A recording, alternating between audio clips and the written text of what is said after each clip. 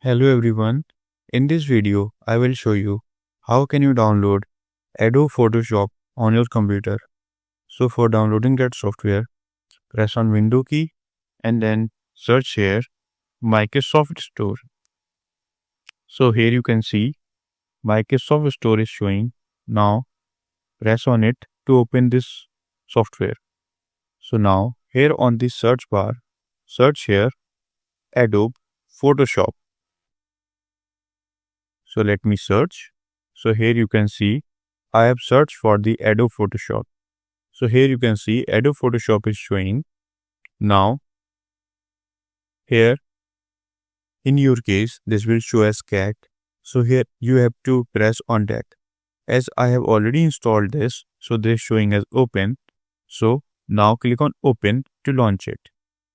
So here you can see it is launching Creative Cloud Desktop.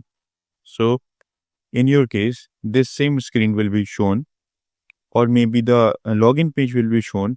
So you have to log in to your account. If you are new, you can create a new account and then can log in. So after logging in, this screen will show. So now scroll down and here you can see Photoshop icon is showing. Now click on it to use Photoshop absolutely for free. So just wait, it is launching. This will take a few seconds. So here you can see Photoshop is gonna launch on your computer. So just wait for it. So here you can see welcome to Photoshop. So here you can see Photoshop is launched. Now you can create a new